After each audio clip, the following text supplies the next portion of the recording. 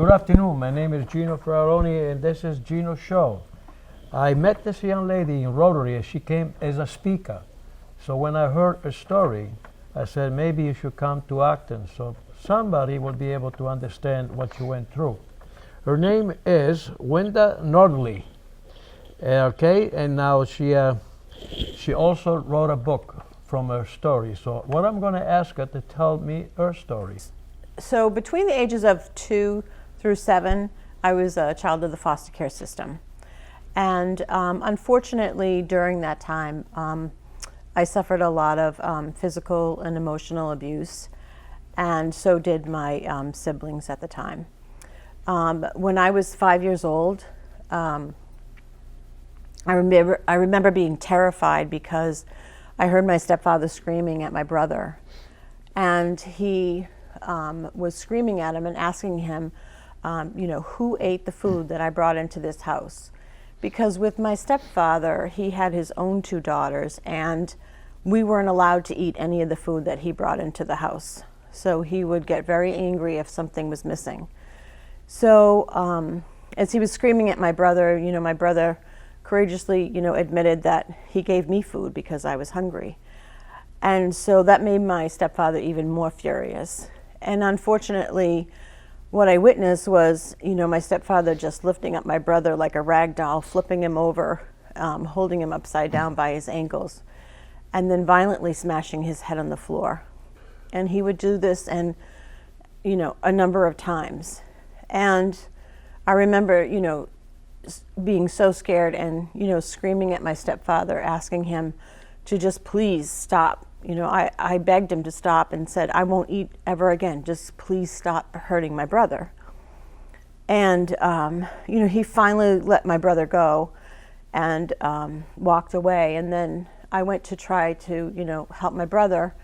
And when I was, trying to help him, I looked up and my mother was our biological mother was just sitting there, just looking at us. And I thought to myself, I can't believe that she would let her husband, abuse us and hurt us like this.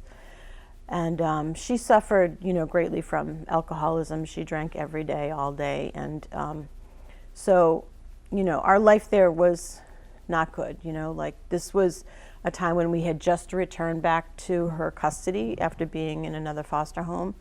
So, this went on and on. So at 7 years old, I was put into another foster home. And I was actually adopted by my foster parents at 13. But you would think that that's, a great story. Finally she finds a home with love and all that. But when I was 8 years old and still a foster child in this home, my foster father sexually abused me.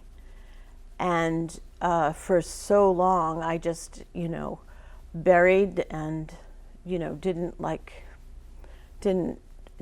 to talk about it, didn't want to, I just thought like something must be wrong with me, because I've been in and out of all these homes, and I felt like, nobody really wanted me or loved me, or, why was I taking all this abuse? Was just something written across my forehead, It was terrible. So anyway, at the age of 18, I decided to move out, and I felt like I didn't want to be in that man's company anymore, even though, they did adopt me and did give me a home, but I never felt like I belonged there. So at 18, I moved out, and I had a job, so I got an apartment by myself, and I really isolated myself, though. I really didn't, trust anyone. I really didn't want to, be involved with a lot of people. I was so afraid like that people would, if they knew what had happened to me, that they would judge me, or they would not, want to be friends with me, or not, I just didn't know. So I would, distance myself, keep myself distant from a lot of people. And then there was this one guy I worked with who just kept trying to, ask me to go out and asked me to go out with the friend, like the friends at work, and tried to, get me to, be with everybody. And so one day I finally just went, but I was just really, afraid, because what if somebody knew what happened to me? And it turned out that, after 2 years of being around this man, he asked me out on a date, and we went, and he was, we dated for 4 years, and I got married, and he was the best thing that ever happened to me. My husband was the best thing that ever happened to me. He was my rock. He knew everything. He helped me through so many things. And 2 years after we were married, I had a breakdown, and I remembered everything that happened to me when I was little. And he came home from work one day, and I was just all shooken, and I didn't really know what had happened and why I felt the way I felt. And so he brought me to the doctors, and they put me in a hospital for 17 days. Wow. And just to help me deal with all the memories that I had, and trying to figure out everything. And I remember him telling me he drove my mother and father to the hospital to see me, and my mother screaming at him in the car, what did you do to my daughter after 2 years of marriage to make this happen to her? And he spoke right up, and he said, your daughter is suffering from memories of being sexually abused when she was a child.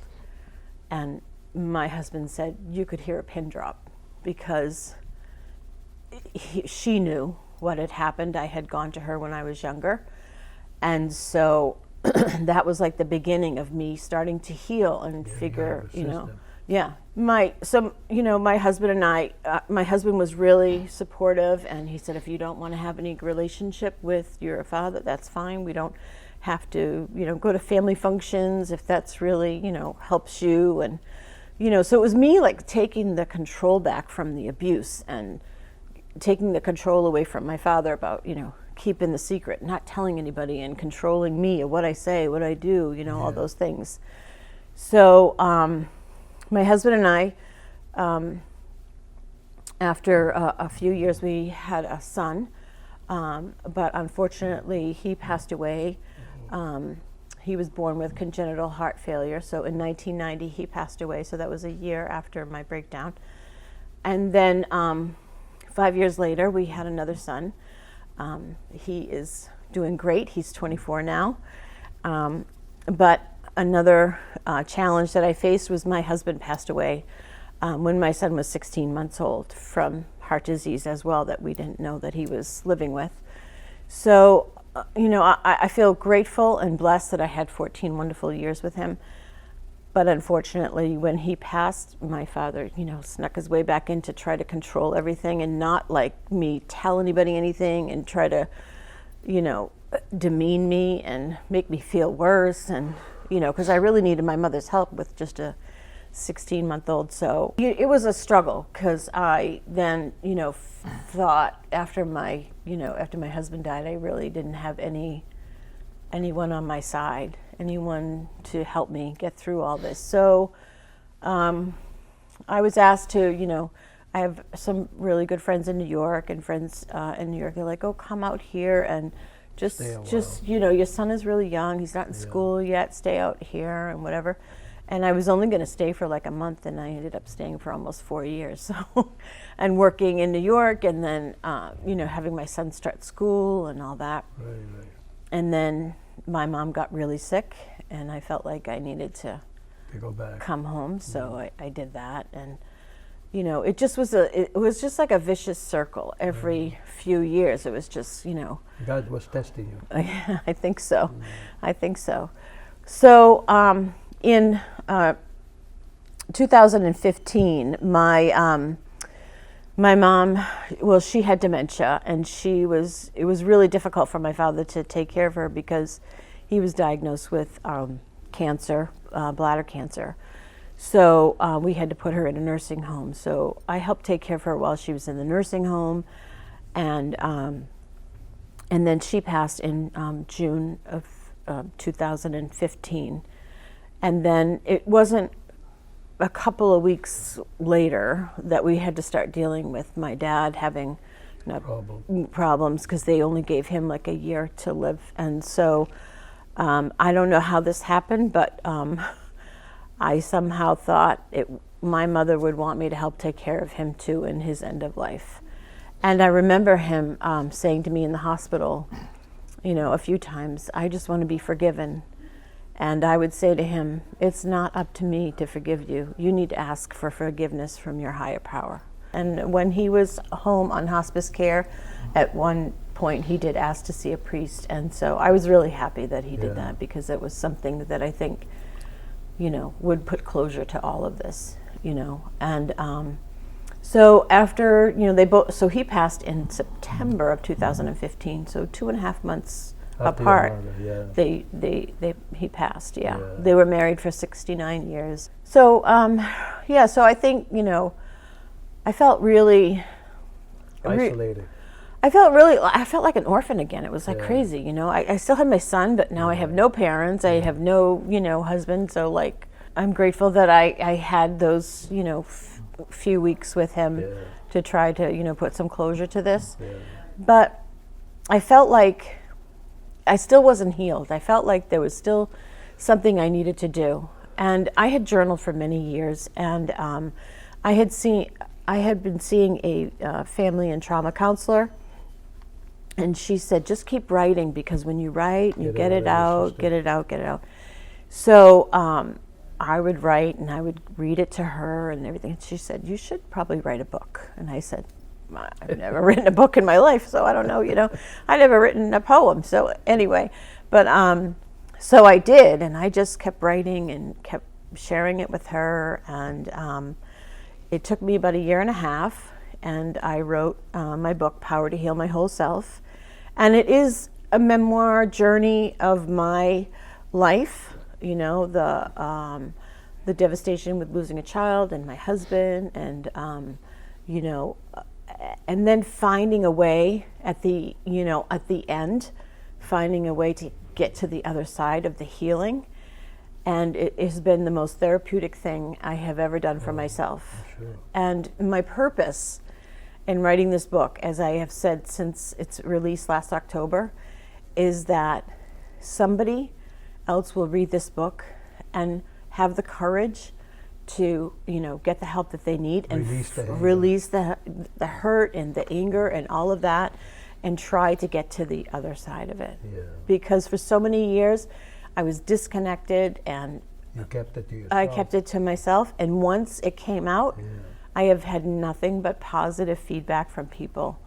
And, you know, as I said, who knows how many people you'll be able to help. I really hope so. And I wrote the book with in a way that there are questions at the end of each chapter to kind of like maybe promote people, you know, if they're thinking and they answer a question, it might help them to move, you know, forward towards the process. You want to hold the book up?